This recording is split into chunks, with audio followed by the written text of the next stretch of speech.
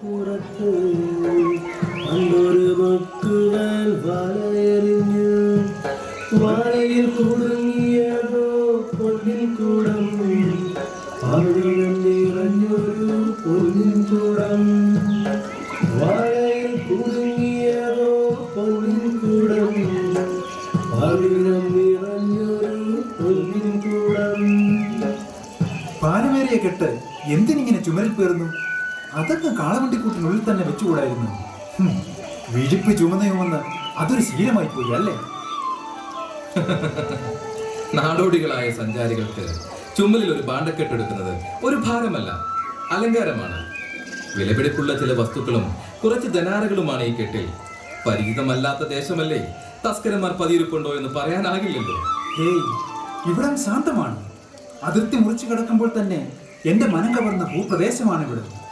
ഹരിത കമ്പളം കൊണ്ട് പൊതിഞ്ഞ താഴ്വാരങ്ങൾ, സുന്ദര കുസുമങ്ങളാൽ മൂടപ്പെട്ട പാതയോരങ്ങൾ, സുഗന്ധവാഹിനിയായ ഇളം തെങ്ങ്, സ്ഫടികം പോലെ തെളിഞ്ഞ ജലമുള്ള തടാകം. ഇത്ര മനോഹരമായ പ്രദേശം തസ്കരന്മാരുടെ വിഹാര കേന്ദ്രമാകാനുള്ള സാധ്യത ലവലേശമില്ല.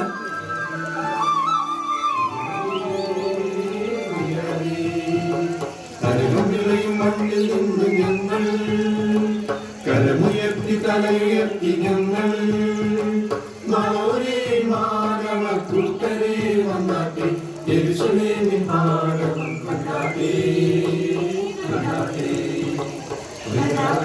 വല്ലാത്ത പ്രത്യേകതകളുള്ള പ്രദേശം തന്നെയാണ് ഇവിടം. കേൾക്കുന്നില്ലേ? പാടം കൊയ്ത് തിമിർക്കുന്ന ചുഴക്കുട്ടന്മാരായ ബലിഷ്ഠകായന്മാരുടെ ഗാനം കേട്ടില്ലേ? ഇവിടെ എല്ലാവരും ആനന്ദത്തിൽ ആറാടി നടക്കുകയാണ്. അതിശയകരം തന്നെ. അനുഗ്രഹീതമായ ദേശം തന്നെ.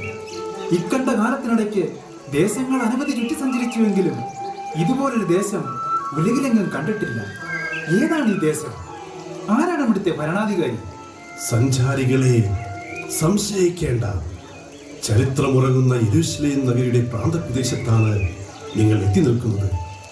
ജ്ഞാനികളിൽ ജ്ഞാനിയായ ശലോമൻ രാജാവിന്റെ സൽഭരണത്തിന് കീർത്തി കേട്ട യെരൂശലേമിന്റെ വീഥികളിലൂടെ നടക്കുമ്പോൾ ആപൽശങ്ക തെല്ലും വേണ്ട.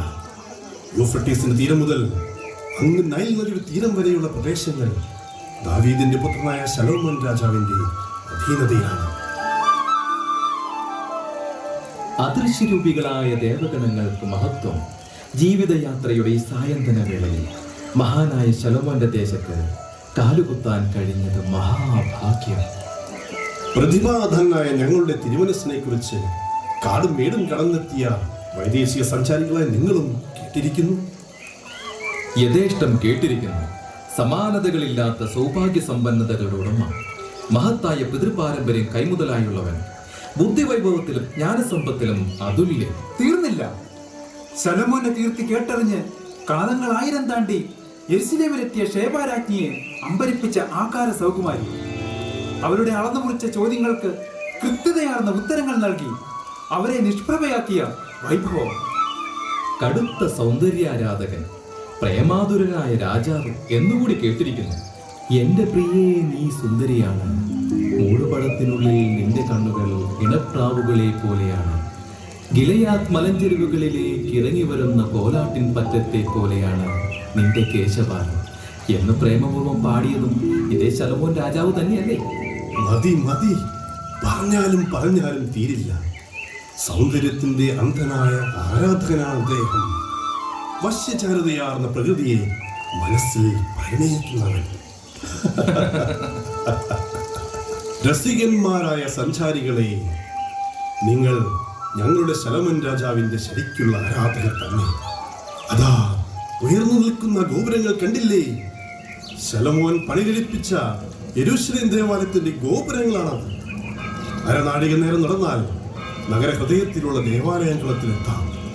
നാളെ പ്രഭാതത്തിൽ ആലയത്തിന്റെ നടുത്തളത്തിൽ ശലോമോൻ രാജാവ് പ്രജകളുടെ ആവലാദികൾ കേൾക്കുവാനെത്തും. അവിടെ അഴിയാക്കുരുക്കുകളായ പല പ്രശ്നങ്ങൾക്കും അദ്ദേഹം പരിഹാരങ്ങളോടും. അപാരജ്ഞാനം പ്രകടമാകുന്ന ശലോമോന്റെ നീതി നിർവഹണ പാഠവം നിങ്ങൾക്ക് നേരിട്ട് കാണാം. അർക്കനൊതിക്കും മുമ്പ് ഞങ്ങൾ അവിടെ എത്തും. ശലോമോന്റെ ആലയത്തിലെത്തുവാൻ ഞങ്ങൾക്ക് തിരക്കായി.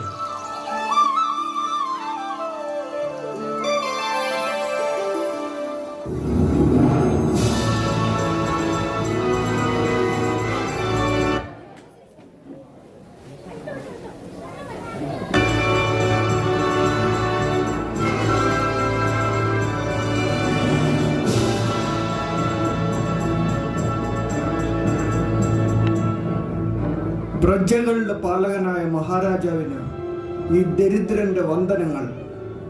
പ്രതിവന്ദനങ്ങൾ. ആരാണ് ഇയാൾ? എന്താണ് ഈ സാധു മനുഷ്യന്റെ ആവലാതി? ഇയാൾ അഭിമലായി നഗരാതിർത്തിയുടെ വടക്ക് കിഴക്കൻ പ്രവിശ്യയിലെ ഒരു ദരിദ്ര കുടുംബത്തിന്റെ നാഥൻ. 3 പതിറ്റാണ്ടുകാലം ഇയാൾ ഒരു ഭൂവുടമയുടെ കൃഷിയിടങ്ങളിൽ കഠിനാധ്വാനം ചെയ്തു. പെരുമഴയുള്ള ഒരു രാത്രിയിൽ പാടവരമ്പുകൾ തടകെട്ടി നിർത്തുന്നതിനിടയിൽ അപകടത്തിൽപ്പെട്ട് ഇയാൾ വികലാംഗനും നിത്യരോഗിയുമായി മാറി. അധ്വാനിക്കാനുള്ള ശേഷി നഷ്ടപ്പെട്ട ഈ മനുഷ്യനെ ഭൂവുടമ നിർദ്ദയം മാറ്റിപ്പുറത്താക്കി. നിസ്സഹായനായി അങ്ങയുടെ ദയക്കായി കേഴുകയാണ് ഇയാൾ. പ്രവിശ്യ ന്യായാധിപന്മാരുടെ വിധികൾ ഇയാൾക്ക് അനുകൂലമായിരുന്നില്ലേ? വിധി വൈപരീത്യം എന്നല്ലാതെ എന്തു പറയാൻ? ഇയാളുടെ വാസസ്ഥലമടങ്ങുന്ന പ്രവിശ്യയിലെ ന്യായാധിപൻ ഇയാളുടെ യജമാനൻ തന്നെയാണ്. സൗകര്യപൂർവ്വം അയാൾ പാടില്ല. ശലോമോന്റെ രാജ്യാതിർത്തിക്കുള്ളിൽ ന്യായത്തെ അന്യായമാക്കുന്ന ഒരു ന്യായാധിപനും വേണ്ട. അയാളെ ഉടനടി സ്ഥാനഭ്രഷ്ടനാക്കുക. യുദ്ധകാല അടിസ്ഥാനത്തിൽ അയാളുടെ സ്ഥാവര ജംഗമ വസ്തുക്കൾ കണ്ടുകെട്ടുക. ഉത്തരവ് പോലെ 3 പതിറ്റാണ്ടുകാലം അധ്വാനിച്ച ഈ മനുഷ്യനും കുടുംബത്തിനും ശീഷ്ടകാലം ജീവിക്കാനുള്ള സമ്പത്ത് അയാളുടെ സ്വത്തിൽ നിന്ന് തന്നെ അനുവദിച്ചു കൊടുക്കുക. അപകടത്തിൽ സംഭവിച്ച വൈകല്യം ചികിത്സിച്ച് ഭേദമാക്കുവാൻ മുതിർന്ന വിശകുരന്മാരെ ഏർപ്പാടാക്കും.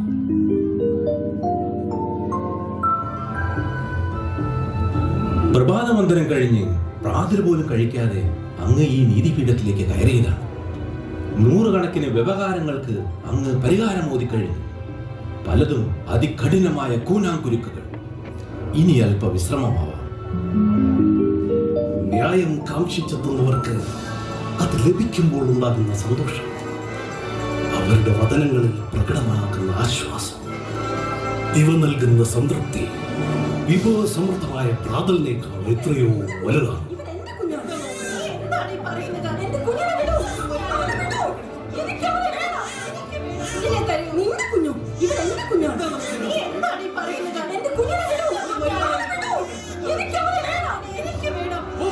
ഈ മഹാസാമ്രാജ്യത്തിന്റെ അധിപനായ നമ്മുടെ മുന്നിലും തർക്ക കോലാഹലങ്ങളും നിയന്ത്രണമില്ലാതെ കണ്ടക്ഷോഭം നടത്തി കലഹിക്കുന്ന ആ സ്ത്രീജനങ്ങളെ ഈ നീതിപീഠത്തിന് മുന്നിലെത്തിക്കും.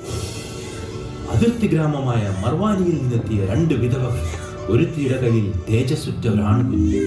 രണ്ടാളും ആ കുഞ്ഞിന്റെ മേൽ അവകാശവാദം ഉന്നയിച്ച് പരസ്പരം പോരടിക്കുന്നു.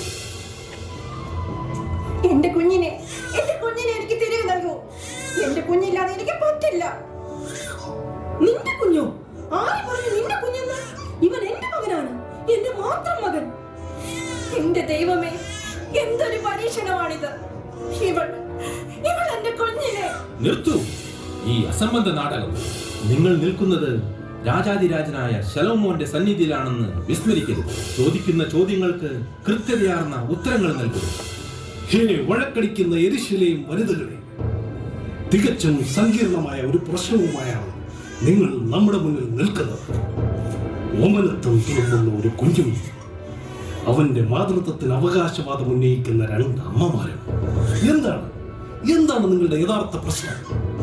തിരുമനസേ, ഏറെ കാലമായി ഇവരോടൊന്നിച്ച് ഒരേ ഭവനത്തിലാണ് നമ്മൾ വസിക്കുന്നത്.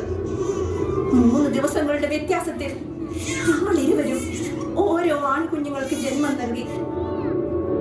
ഒരു ദിവസം രാത്രിയുടെ അന്ത്യയാമങ്ങളിൽ നിദ്രയിലാണ്ട നേരത്ത് ഇവളുടെ കുഞ്ഞിനെ മീതെ മറിയുകയും ആ കുഞ്ഞ് മരണപ്പെടുകയും ചെയ്തു. നിദ്രയിൽ അമർന്നു പോയ എന്റെ അടുക്കൽ ആ കുഞ്ഞിന്റെ ശരീരം ഉപേക്ഷിച്ച് ഇവൾ എന്റെ ഓമന കുഞ്ഞിനെയും എടുത്ത് കടന്നു കളഞ്ഞു. കുഞ്ഞിനെ തേടി ചെന്ന എന്നെ ഇവൾ ആട്ടി പുറത്താക്കി. അധിക്ഷേപിച്ചും അപമാനിച്ചും ഇവരെന്നെ പുറത്താക്കി. ഇവളുടെ ജൽപ്പനങ്ങൾ അങ്ങ് വിശ്വസിക്കരുത്. ഇവൾ കല്ല് വെച്ച നുണ പറയുന്നു. ഇവൻ എന്റെ മകനാണ്, എന്റെ മാത്രം ഓമനക്കുട്ടൻ. അസുഖകരമായ ഈ സമസ്യയ്ക്ക് മുന്നിൽ അസ്വസ്ഥചിത്തമായ മനസ്സുമായി നാം നിൽക്കുന്നു. ഇവരിൽ ഒരാൾ ശരിയും ഒരാൾ തെറ്റുമാണ്. ഒരാൾ സത്യം പറയുമ്പോൾ മറ്റൊരാൾ അസത്യം മാത്രം പറയുന്നു. ന്യായാധിപ ശ്രേഷ്ഠ, സമാനമായ പ്രശ്നങ്ങൾ കൈകാര്യം ചെയ്ത അങ്ങയുടെ അഭിപ്രായം അറിയാൻ നമുക്ക് താല്പര്യമുണ്ട്. പ്രവിശ്യ ന്യായാധിപന്മാർ പരാജയപ്പെട്ട ഈ ഗൗരവ പ്രശ്നത്തിന് മുന്നിൽ ഞാനും ഉത്തരം കിട്ടാതെ പകച്ചു നിൽക്കുകയാണ് തിരുമനസേ. ഗൗരവതരമായ ഈ സമസ്യക്കുത്തരം നാം നൽകാം. ഈ കുഞ്ഞിന്റെ മാതൃത്വത്തിന് അവകാശികളായി ഇവർ രണ്ടുപേരും ഉണ്ടെന്നിരിക്കെ ഈ കുഞ്ഞിനെ ഇവർക്ക് രണ്ടുപേർക്കുമായി വീതിച്ചു നൽകാം. കുഞ്ഞിനെ വീതം വെക്കുകയോ? അങ്ങ് പറഞ്ഞു വരുന്നത്? അതെ, ആരാച്ചാരെ വിളിക്കും.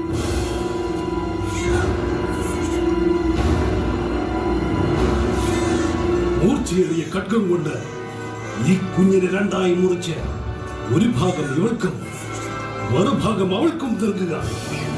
കിട്ടിയത് കൊണ്ട് സായുജ്യമടഞ്ഞ് ഇരുവരും മടങ്ങട്ടെ. അങ്ങനെയെങ്കിൽ അങ്ങനെ കൊണ്ടുപോയിക്കോളൂ.